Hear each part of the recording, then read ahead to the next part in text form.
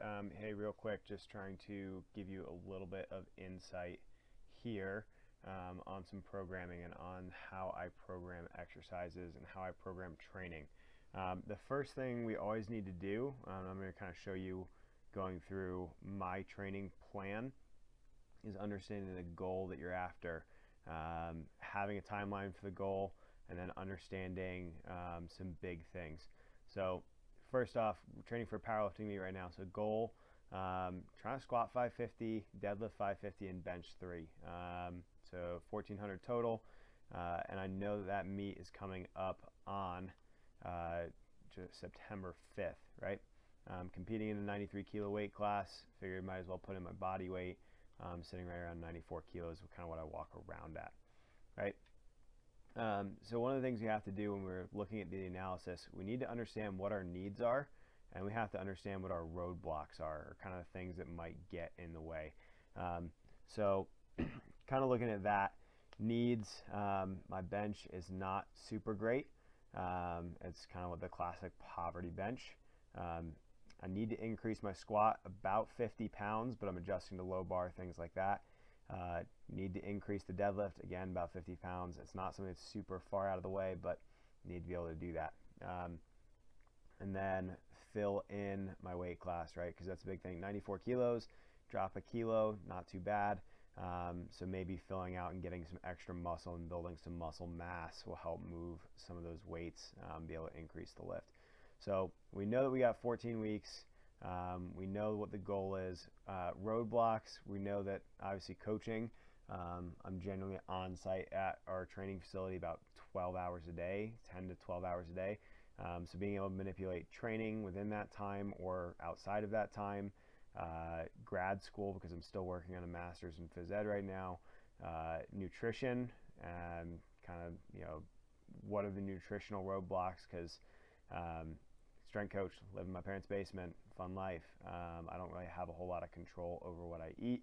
And then we have to consider old injuries, because obviously in my peaking for weightlifting nationals last year, I kind of cut it a little bit too close to the sun, and still can kind of have some of those aches and pains arise. So we kind of have our needs analysis right here, and kind of understanding what our limits are going to be, and then kind of limiting. And there's one that I didn't put in here. If we really wanted to put it in, I'm not going to type it in right now, but space management, because I work and our facility is upstairs of a sports complex. So lifting super heavy weights for movements like deadlifts and bench, or bench is fine, but really primarily deadlifts and Olympic lifts can get a little hairy. Obviously needs keeping the Olympic lifts for me, because that's still primary sport. This powerlifting meet is just kind of a fun thing for me to do. So we kind of go into the planning sequences. So we basically broke down, I have 14 weeks to go. So that first phase, which you see here in the green, that's our phase 1. So it's a 4-week cycle, trying to just build a general physical preparedness for this, right? So it's just GPP. Some main things, I had to learn how to low bar squat. It's actually a little bit more advantageous for my body proportions. I had to learn conventional deadlifts versus a clean or snatch deadlift, because that's normally what I would do. And then I had to increase the bench frequency that I was going through, because I really didn't bench much as a weightlifter. A lot of shoulder pressing, but kind of trying to keep the mobility. Hadn't done a whole lot of normal standard bench pressing. So really that's kind of the introductory kind of thing that I would work on in phase 1.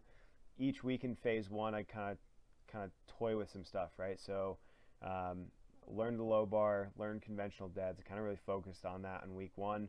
I increased the volume in week 2.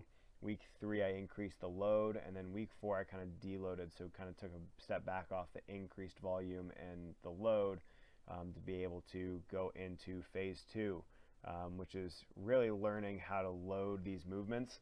One of the things that really trying to emphasize is keeping tissues prepared to move and create force, right? Especially as you get some of those higher loads, being able to have some eccentric control really has been a big thing in making sure those squats and deadlifts go up.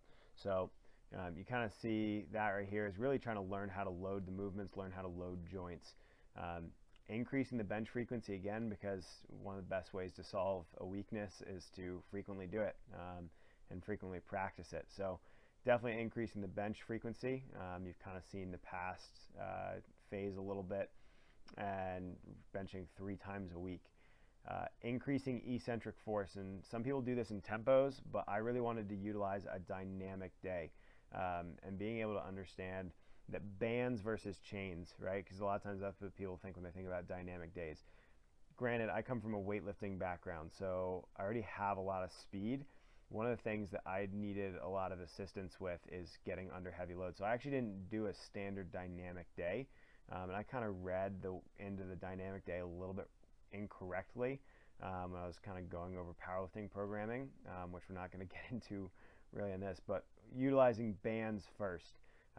So utilizing bands and making sure that, because bands will give a little extra eccentric loading, because they're actively pulling you down into some movements.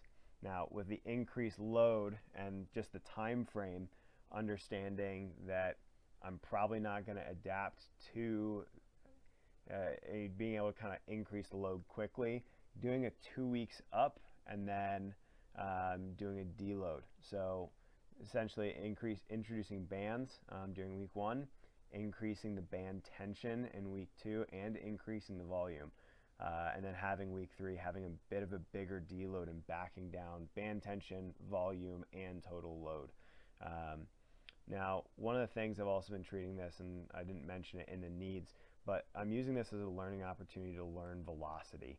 And that's something that's kind of key in this whole process. So we'll talk about it a little bit more. Okay. Phase 3, really trying to adapt and really causing some neuromuscular efficiency, but really just trying to get to the point where I can psychologically adapt to handling heavier weights, and then also continuing to, I'm trying to phrase this the correct way, trying to physiologically adapt to those higher force outputs. And one of the things you're going to see in there, really trying to increase the concentric force production. That's one of the ways that we're really trying to adapt. So instead of bands, we're going to use chains as part of that quote-unquote dynamic day. It's going to be a bit different than the West Side kind of things. Like I said, a lot of times you'll see like percentages, and a certain percentage is made up of band tension or chains. In this case, we're actually going to a certain percentage and adding chains on top of it. So really trying to get to a certain point there, and we'll get into that in a little bit later. Increasing load, so total overall load or percentage of weight being introduced. One thing I didn't really go over, and I didn't include it here because I made this template for this video, because normally this just goes on in my mind when I do some of these things, at least when it comes to my training. And being able to understand the hypertrophy, right? We're trying to fill out the weight class. So after making this video ready at the end of phase 2, and one of the things that I've noticed is I'm already walking around a little bit heavier. At least at the beginning of the week, tend to walk around about 95 kilos, which is definitely going to help in moving some weights, especially when I cut back down. But part of that phase 3 is focusing on soft tissue health. So a lot of the hypertrophy work is going to get a little bit more high repage and low set, and really just trying to make sure, it's almost more rehab or prehab work, trying to keep injury free, keeping tendons healthy, things like that. So really going to introduce that in week 1, increasing the total load on week 2, and then we're going to do a total deload on week 3, and kind of change just the total volume from tissue health focus to a hypertrophy focus. Phase 4, going to kind of work into the competition phase. So I've never actually done a powerlifting comp day, so I'll introduce at least 2 out of the 4 weeks. So that first week I'll have an introductory competition day, so squat, bench, deadlift. I'm going to decrease the bench frequency, trying to hold our volume from phase 3. And then you kind of see this big thing here. This is emphasized, don't get hurt. So basically don't do dumb stuff. Don't add anything in at the end of a workout, and really just being smart about training and how I feel during the day. The second week, going to decrease the volume, maintain the frequency, another secondary squat day or competition day, and then trying to keep the total load up. Then we'll start to get into a taper where we'll decrease the load and then in volume a good bit. And then that last week it's going to be very, very low load, very, very low volume, really just kind of movement work and really trying to let the whole nervous system recover in preparation for that day. So that's just kind of a basic outline. That's kind of what the needs out analysis is, and then going through kind of an outline of what we need to focus on in each phase. So I've already got this pulled up. This is Train Heroic. This is in the back end. So this is what I see as a coach. Obviously, if you use Train Heroic as an athlete, it comes up a little bit differently. So I've got my training schedule, and this is a lot of it's based on my work schedule, and then it's also based on some of those needs analysis that we went through, right? So I kind of figured out, looking at it, I have a little bit less time on Mondays, and I need to keep my bench frequency up. And so what I'm going to go ahead and do is I'm going to add in my main lifts. So in order to not take away from the bench press, I need to put that first, because that's one of those big things, is trying to bench more. You need to bench more frequently, but then you also need to not get the fatigue levels up there. So I'm going to go ahead and put that in the first little bit here. And I know right now that I've been doing sets of 3, and so now we're going to up it to sets of 2, because this is going to be a little bit more of a max effort day, right? Now I had been doing about 3 and then up to 5 sets. We're actually going to increase it and go up to 5 sets here. I base everything off of velocity, and so that's going to be a little bit different because I'm noticing that changes things. Gonna base it off percentages. Percentages have been right around 80%, so I'm gonna find my percentage thing. Here we go, weight percent. And really trying to introduce some heavier weights. So I was working right around 85%. So we're going to stick with that. I actually had some 80%, so we're going to stick with 85 as kind of that introductory part of the week. I know velocity-wise, bench doesn't work as much on average as well. So I've kind of been looking at peak velocity, and we're going to use peak velocity based off of numbers for those percentages. Now I have a chart, and I'll pull it up for a secondary video, but just kind of showing you, we know that 80% velocity-wise is going to be about 0.53 to 0.45 meters per second on a velocity scale. So now I have other people that are following this program. If you want to, the code is lit_strength. It's just my Instagram handle without the @ and so if you want to hop on this program, follow along. I've also got RPE listed in there, and this is going to be an RPE 8.5, right? It's supposed to be hard. It's supposed to be a little bit more challenging. Rest sets wise, I included rest sets at the beginning, but also knowing that my own time frame, based on incoming athletes, things like that, I need to make sure that I kind of control it based on how I feel. All I'm going to have in here is the note rest, basically 2 to 5 minutes, because that's one of the things, is making sure you get a lot of recovery, but don't go too far in excess. I also know that I need to squat, but we're going to go ahead and add in a little bit more of a, like I said, dynamic day. Now I did box squatting in the last phase, but we're not going to go with the box squat. We're actually going to go with just a regular back squat. This is going to be a little bit more dynamic, but a little bit, I want to say a little bit higher volume. I've been doing sets of 6, but we're really, like I said, trying to accumulate load. And what we're going to try to really focus on is getting to about 60% and adding chain weight after that, right? So I kind of base things off of chains. So obviously, like I said, we're trying to increase force production, but still trying to keep things fast and not totally tax the system for later in the week. So I really like to start off with 2 chains because that allows me, I have 6 total chains available. So I'm going to do in here, there's no velocity measurement on this. So we're going to use, or not necessarily the velocity measurement. I'm trying to think of the right way to say this. Because we're going to be adding chains to this, right? Velocity is going to be somewhere averaging out somewhere between 0.7 and 0.8. Like I said, I'm not going 100% super strict on it right now, only because I know that 75% is going to be roughly 0.67 to 0.60. That's our 75% range, I believe our 70%. So really kind of looking in this 0.7 to 0.8 to 0.7 range, just to kind of give us a guess, because we're going to add chains. Like I said, I have 6 chains available, so we're just going to go 2 chains per side. And the goal of this, making sure they hit get all the way down to the floor, right? So making sure at least 75% of that chain gets on the floor. That way you're really forcing acceleration coming up.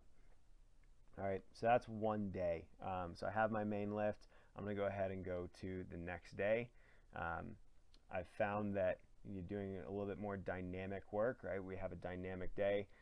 We're going to go ahead and add in some of those Olympic lifts. Like I said, it's something more important for me, but I want to keep it fast. I've been doing regular snatches, so now we're just going to do power snatches and really emphasize the power snatch. Going to increase the volume a little bit. I really like sets of 3 here. I think that it works pretty well in terms of, one, keeping force and power outputs high, but then also being able to recover, and it's not too taxing for other main lifts. So I like this kind of as just some of those speedy movements. Because I don't want to destroy a velocity tracker, I'm just going to go ahead and count this as 70%. Knowing from my weightlifting background and having a pretty extensive kind of marker on those things, I know that a power snatch or catching above parallel is really going to help me out. And like I said, I'm kind of rushing through some of this right now because of video length, and I'm watching my little timer tick off in the corner at like 17 minutes now. So I know I want my power snatches in there to keep the Olympic lifts. I was doing that 75 to 80%. Now I'm bringing power snatches in instead of full snatches, just to keep the legs fresh. And so dropping those down to 70% just nice and fast. And then we'll have our deadlift. And so what's going to end up happening here, similar to what we did, doing sets of 3, going to go a little bit more high volume, and then adding in the chains, right? So we got 60%. We're still going to be at that velo. We're going to try to keep that velo the same, and I'm going to make sure I get the average just to remind myself or anybody else that's following this program. And that's the tough thing, is I know these things kind of going through my head all the time because I kind of obsess about this weird stuff. But having that average velo in there, and then adding, I'm going to add 4 chains, right? So kind of keeping the same pattern that we have, right? So increasing concentric force production. The chains get lighter as you go down, so the eccentric load is lower at the bottom compared to higher concentric load as you drive out of the hole. So plus 2 chains per side.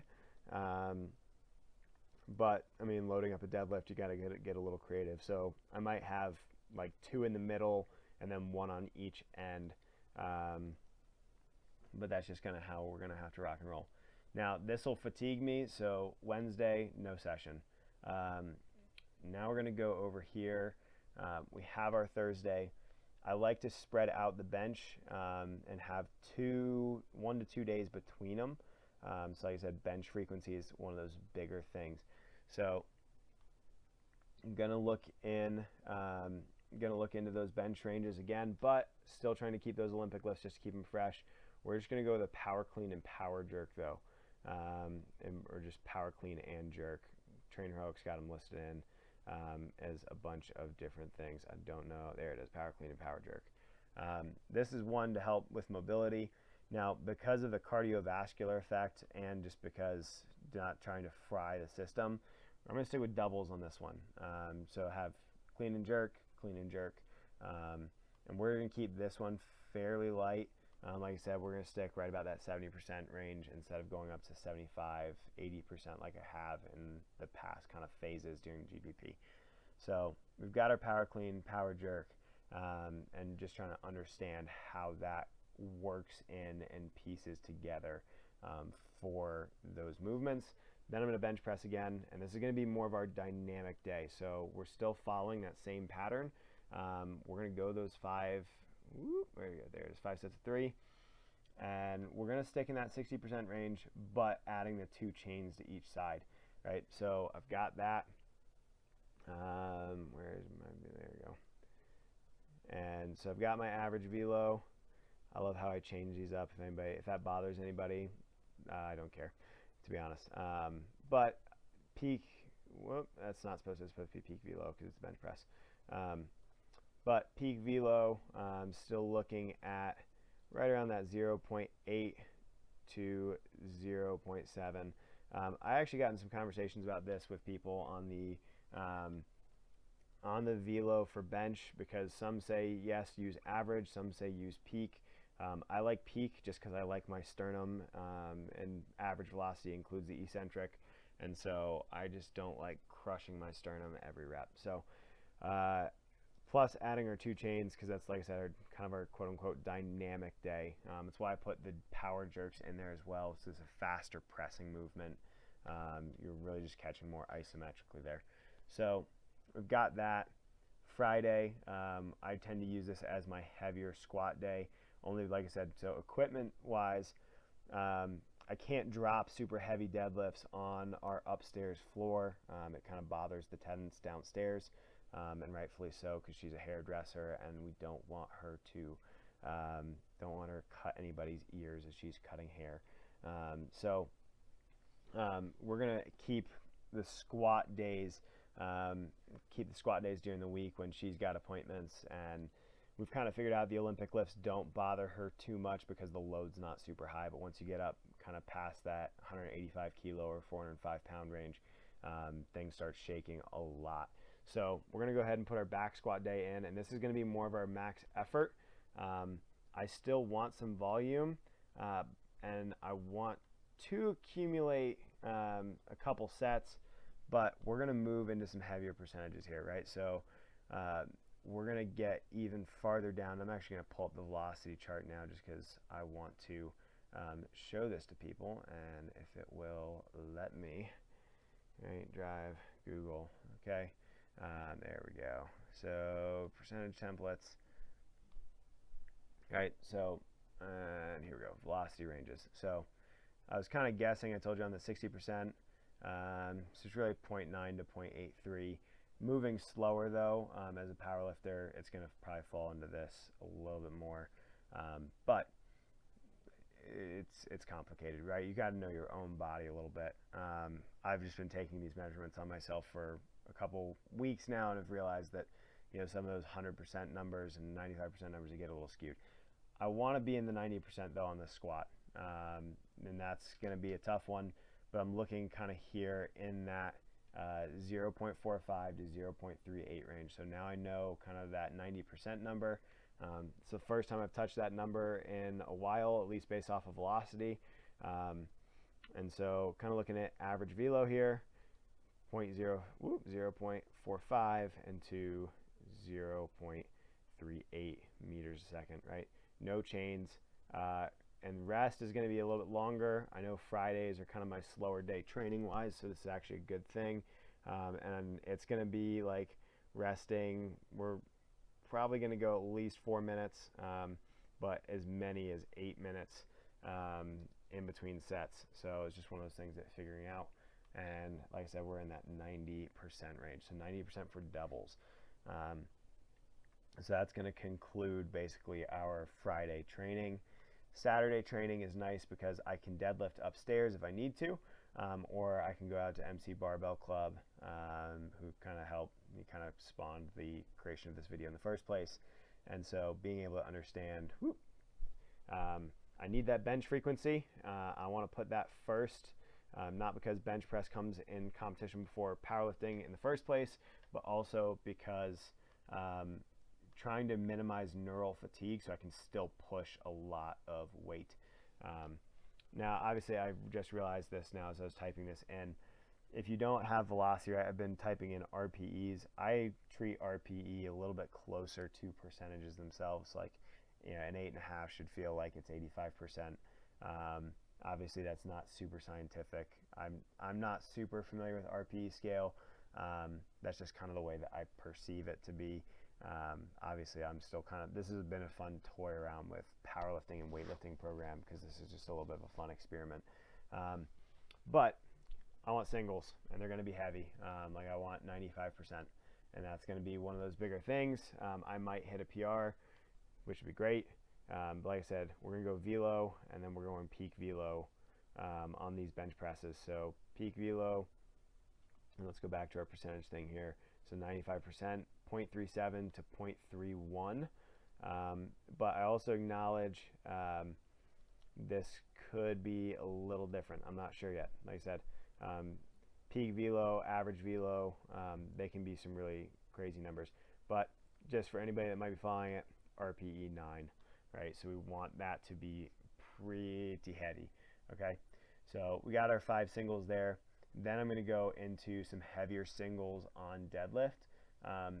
Part of the reason for this is that as you start to get heavier weights and start to pull heavier, understanding neural fatigue, as we get closer to competition, I'll actually back off the heavier deadlifts because I don't want my grip to get fried. It's one of those things I've been noticing over the past couple weeks is my grip tends to go a little bit because of all the neural fatigue that the body goes through.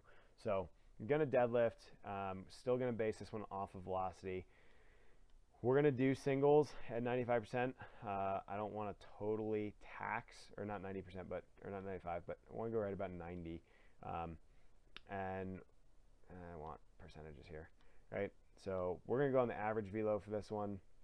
Man, I'm all over the place. I'm trying to be more consistent for you OCD people out there. But like I said, we know we got a 0.38, 37. Oh, no. 0.45 to 38, right? 0.45 to 0.38 velo. And like I said, we're going to go like RPE 9 on these. Really, it should be like an 8.7. Like I said, I keep it even with the percentages. So we're only going to do 3 singles there. We'll end up increasing the total load next week. But that gives you a little bit of a brief introduction to the start of my programming process, right? I'm going to break this down. We're going to do another part on this. And if you want to see, here's my other workouts from all of these training sessions in the past week, or past, 4 weeks now, 5 weeks. So this is kind of where we started with. We've got our days, we've got our frequency. So we've got our bench frequency that we kind of noted was a big thing. We took into consideration some of those dynamic days, but then also understanding the need for keeping the Olympic lifts in. So we put those in on our dynamic days. Moving back squat 2 days where I'm not going to disturb the, where I can still train in my own facility and don't have to make a separate trip out to the barbell club to get some heavier lifts in, and then being able to hit some of those heavier lifts on Saturdays when I can make it out to the barbell club, just because I can drop plates there and not destroy a floor or disturb somebody cutting hair.